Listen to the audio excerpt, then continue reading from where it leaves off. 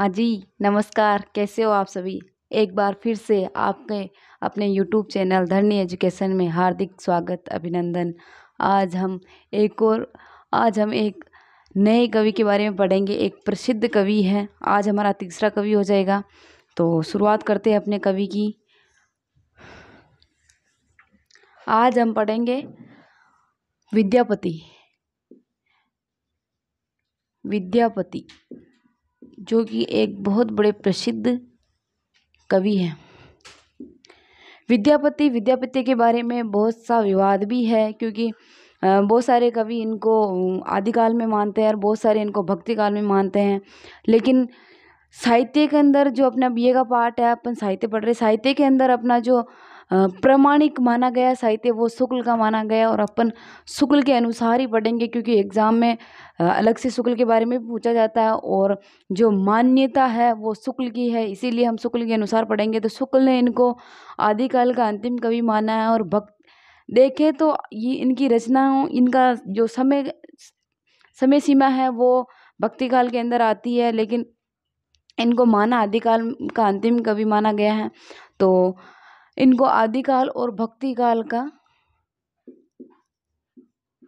आदिकाल और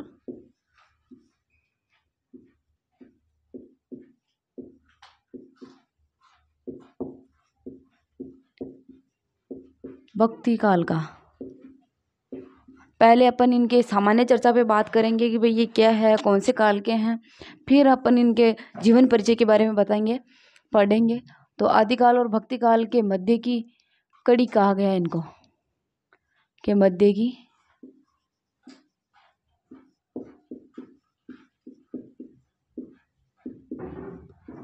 कड़ी कहा गया है, और संधि कवि भी कहा गया। आदिकाल और भक्तिकाल के मध्य का संधि कवि, जोड़ने वाला। अब अपन पढ़ लेते हैं इनके जीवन परिचय के बारे में। जीवन परिचय में सबसे पहले इनका जन्म में भी बहुत सारा विवाद है, लेकिन अपन शुक्ल के अनुसार पढ़ेंगे। शुक्ल के अनुसार इनका जो जन्म है वो 1352 ईस्वी के अंदर हुआ था। 1352 ईस्वी में दरभंगा जिले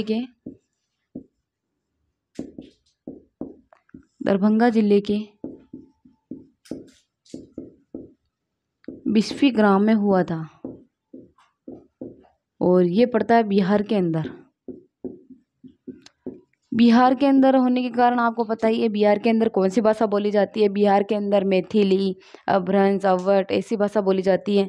तो इन्होंने रचनाएं भी अपभ्रंश और मैथिली में की थी। तो 1352 में इनका जन्म हो गया दरभंगा जिले में बिस्फी ग्राम में, और बिहार जो अपना स्टेट है उसमें। अब इनके बारे में पढ़ते हैं। ये जो थे ना वो कौन से राजा के आश्रय में थे? ये कीर्ति सिंह है, कीर्ति सिंह है और शिव सिंह के आश्रय में रहे थे।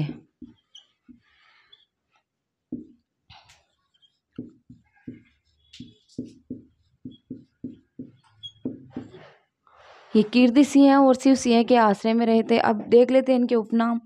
और इनका पिता का नाम था, इनके बारे में ज़्यादा जानकारी मिलती नहीं है, पर इनके पिता का नाम था गणपति महाराज।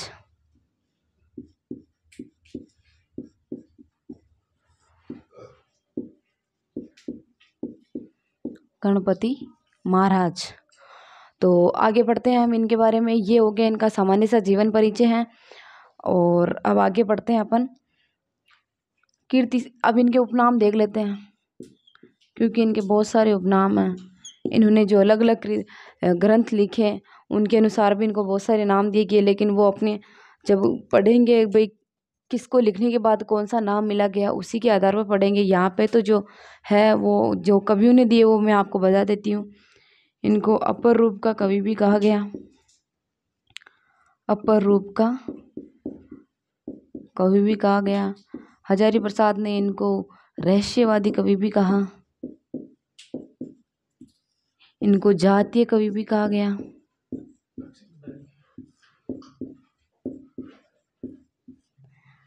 अपर रूप का कवि कहा गया, रहस्यवादी कवि कहा गया, और पदावली की रचना के बाद इनको मैथिल कोकिल भी कहा गया।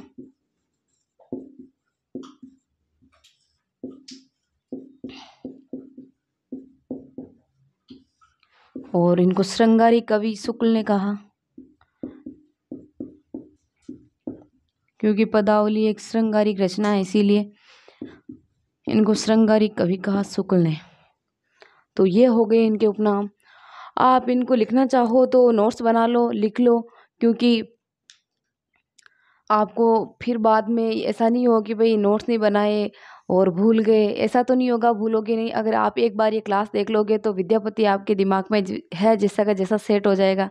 कोशिश ये करना, मैं भी कोशिश ये करी, आप भी थोड़ी कोशिश करोगे तो भूलोगे नहीं। क्योंकि ये पहले मेरे को भी कठिन लगते थे, लेकिन जो चीज़ पढ़ने लग जाते हो कभी कठिन को भी अपन सामान्य से याद कर सकते हैं। लेकिन ये मेरे को भी अभी याद होने लगे, पहले याद नहीं होते थे। तो हो गया इनका सामान्य परिचय। और अब इनकी रचना के बारे में पढ़ लेते हैं अपन। कहते हैं कि जो शिव सिंह है ना, इनकी पत्नी थी लखीमा, इनकी रानी थी लखीमा। लखीमा के कहने पर इन्होंने पदावली की रचना की थी। पदावली की रचना की थी। अब अपन पदावली की संपूर्ण जानकारी देख लेते हैं। मैं इनको मिटा देती हूँ क्योंकि पदावली का वर्णन बहुत बड़ा है। अब अपन पदावली के बारे में पढ़ेंगे। ये सामान्य जानकारी हो गई। आप अपनी नोटबुक में लिखना चाहो तो लिख सकते हो, क्योंकि ये एक प्रसिद्ध कवि है। आदिकाल और भक्ति काल के मध्य की कड़ी भी कहा गया, इनको संधि कवि भी कहा गया। ये एक प्रसिद्ध कवि है। इनसे हर बार 2 या 3 क्वेश्चन टीजीटी, पीजीटी, डीएसएसपी केंद्र की जो भर्तियां होती है ना, उसमें भी इनके 1-2 क्वेश्चन तो आते हैं हर बार। तो अपन इनकी रचना है पदावली। पदावली के बारे में पढ़ लेते हैं, है ना।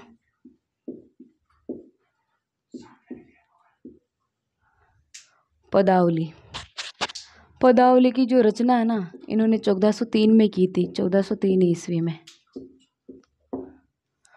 और इसकी जो भाषा थी मैथिली।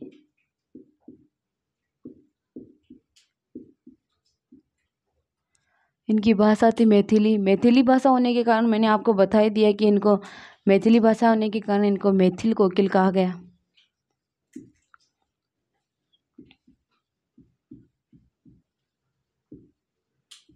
मैथिल कोकिल कहा गया। और ये एक श्रृंगारिक रचना है।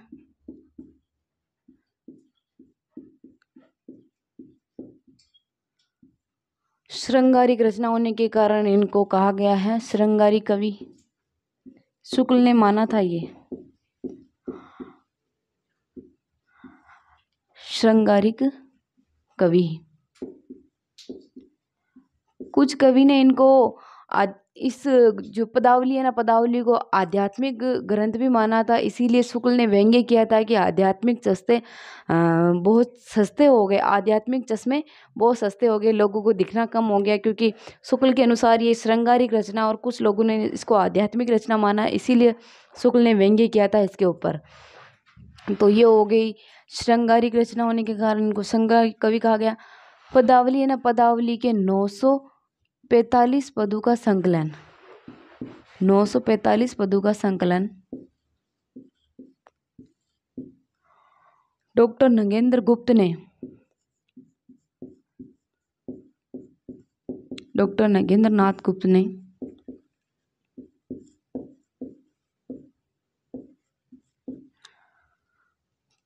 विद्यापति पदावली के नाम से किया। याद रखना, ये अलग है और पदावली अलग है। इसके आगे विद्यापति लगा हुआ है। और इसका संकलन है ना, ये पदावली के पदों का संकलन किया गया है इसके अंदर।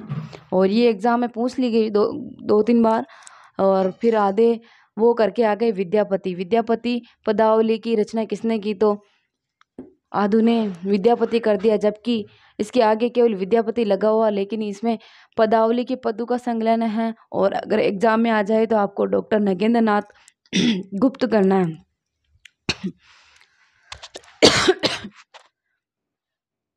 और निराला ने ना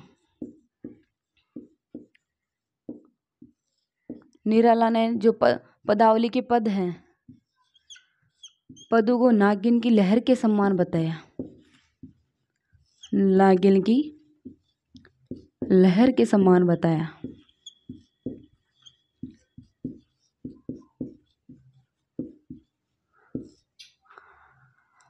निराला ने पदावली के पदों को नागिन की लहर के समान बताया। और पदावली के अंदर, इस रचना के अंदर शुरू में जो मंगलाचरण किया गया ना,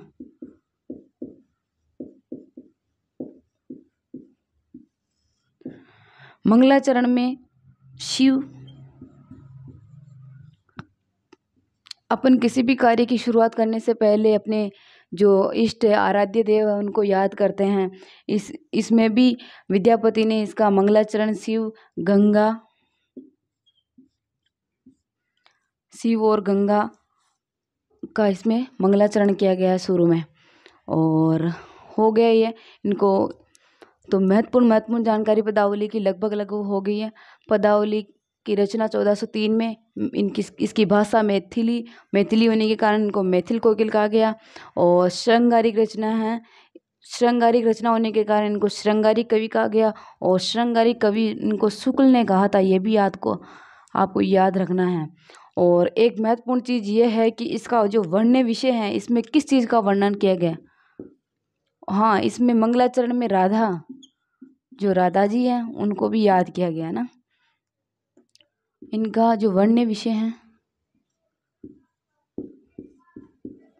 वर्ण्य विषय मतलब इसमें जो किस चीज़ का वर्णन है, तो इसमें ना राधा और कृष्ण भगवान को, राधा और कृष्ण का लौकिक वर्णन किया गया है। लौकिक वर्णन मतलब सामान्य जो अपने महिला और पुरुष होते हैं जैसे अपन हैं, तो वैसे इसमें राधा और कृष्ण का लौकिक वर्णन किया गया है। विद्यापति जी ने राधा और कृष्ण का लौकिक वर्णन पदावली के अंदर किया गया है। कहते हैं कि पदावली की जो पद है ना, पदावली की पदों को पढ़कर मतलब गाते गाते ये पद है, पदावली के पदों को गाते गाते जो चैतन्य महाप्रभु है ना, चैतन्य महाप्रभु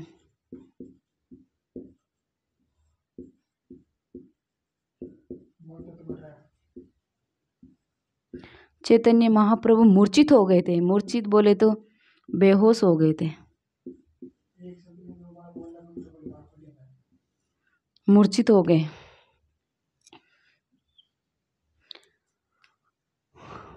क्योंकि इन्होंने ऐसा वर्णन किया कि इनके पदों को पढ़ते पढ़ते चैतन्य महाप्रभु भी मूर्छित हो गए। राधा और कृष्ण भगवान का ऐसा इन्होंने वर्णन किया लौकिक जगत के रूप में। और राधा और कृष्ण के साथ साथ इन्हें शिव जी का भी वर्णन किया था इसके अंदर। तो ये हो गई। और एक और चीज़ महत्वपूर्ण है पदावली के बारे में, पदावली के अंदर है ना जो गौण प्रभाव है, पदावली के ऊपर जो गौण प्रभाव, वो तो है हाल कवि की गाथा सस्सई का। हाल कवि की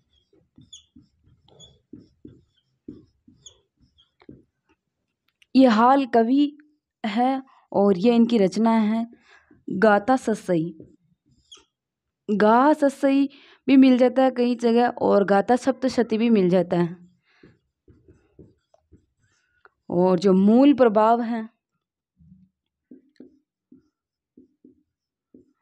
मूल प्रभाव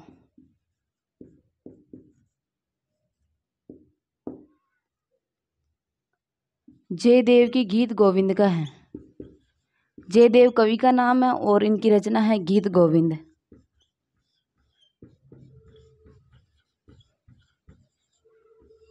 तो गौण प्रभाव हाल कवि द्वारा रचित गाथा सस्सई का है और मूल प्रभाव है जयदेव की गीत गोविंद का। और इनके जो ये पद है ना, इन पदों का प्रभाव अपने सूरदास जी पे भी पड़ा था। सूरदास जी ने भी ये पदों को पढ़ने के बाद इन पदों का उनके ऊपर प्रभाव पड़ा, फिर उन्होंने पद लिखना, कृष्ण भगवान के बारे में लिखना शुरू किया था। तो इसके पदों का प्रभाव सूरदास जी पे पढ़ा था। तो ये हो गई अपने पदावली के बारे में जो महत्वपूर्ण बातें हैं जो अभी तक एग्जाम में कई बार पूछ ली गई हैं। तो आप नोट्स में लिखना चाहो तो ठीक, बाकी स्क्रीनशॉट ले सकते हो। और हम अब अपन आगे इनकी जो रचनाएं हैं, और इन्होंने संस्कृत में भी बहुत सारी रचनाएं लिखी है, अब उनके बारे में अपन जान लेते हैं। और पदावली के अलावा भी इनकी एक और प्रसिद्ध रचना है कीर्तिलता। और कीर्तिलता के अलावा इनकी है एक और कीर्ति पताका, जो कि अप्रकाशित रचना है।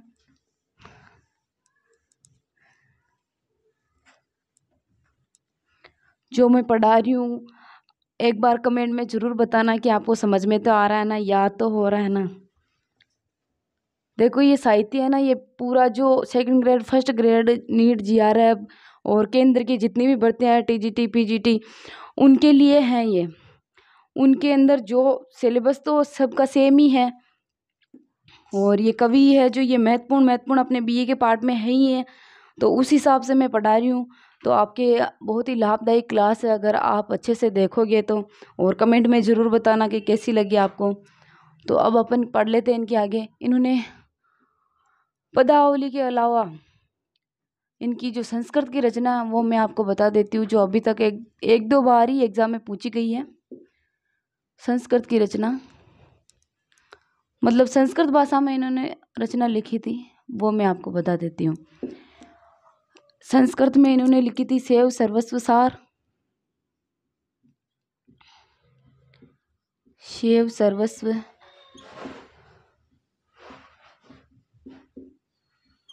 देखो संस्कृत में इन्होंने कुल 11 रचना लिखी थी।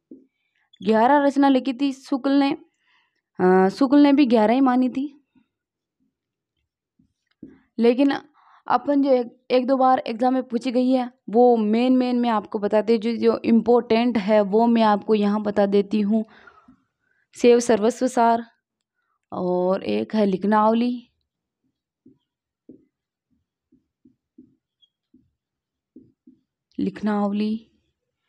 भूप परिक्रमा,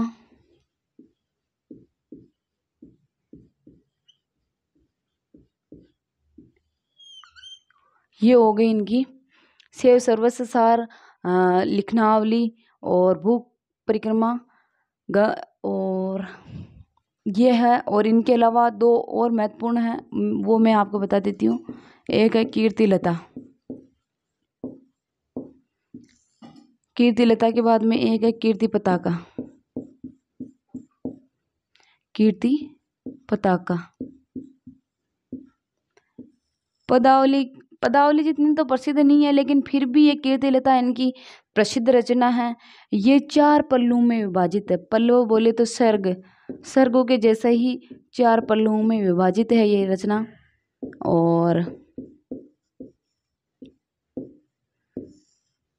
और इसको शुक्ल ने इसको भृंग भृंगी संवाद पर आधारित माना। शुक्ल ने इसको भृंग भृंगी, भृंग का अर्थ होता है भंवरा, संवाद पर आधारित माना ना, यानी एक भंवरा और एक भंवरी भंवरा को कहानी सुना रही है, उस आधार पर इसको माना।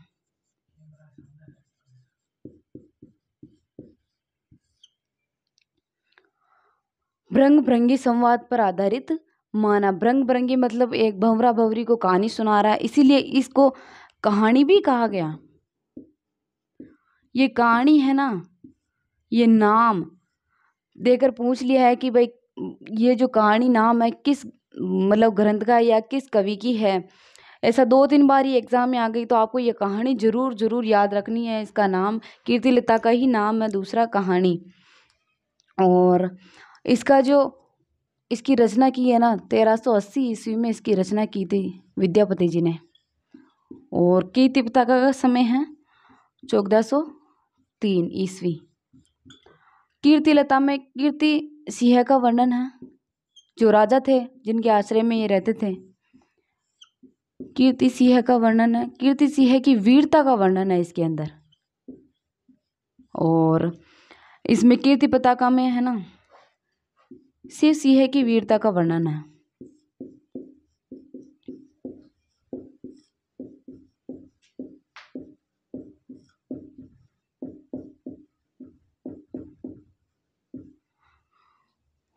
तो कीर्तिलता और कीर्ति पताका, कीर्ति सिंह में कीर्तिलता में कीर्ति सिंह का वर्णन, वीरता का वर्णन, और कीर्ति पताका में शिव सिंह की वीरता का वर्णन। ये कीर्ति पताका इनकी अप्रकाशित रचना हुई, ये प्रकाशित नहीं हुई, और कीर्तिलता इनकी प्रकाशित रचना और प्रसिद्ध रचना भी है। और इसकी रचना, कीर्तिलता की रचना 1380 में की थी, और शिव सिंह ने ये कीर्ति पताका की रचना 1403 में की थी, और इसमें शिव सिंह की वीरता का वर्णन किया गया। और शुक्ल ने इसको भ्रंग भ्रंगी संवाद पर आधारित माना। भ्रंग भ्रंगी का अर्थ बता दिया, भंवरा और भवनी की कहानी पर आधारित माना, इसीलिए इसको कहानी भी कहा गया। तो ये हो गई विद्यापति जी के बारे में अपनी महत्वपूर्ण बातें। आशा करती हूँ कि आपको क्लास अच्छी लगी होगी। अगर अच्छी लगी हो तो शेयर करना, सब्सक्राइब करना, लाइक करना, और फिर से कल अपन एक नए कवि के साथ मिलेंगे। धन्यवाद।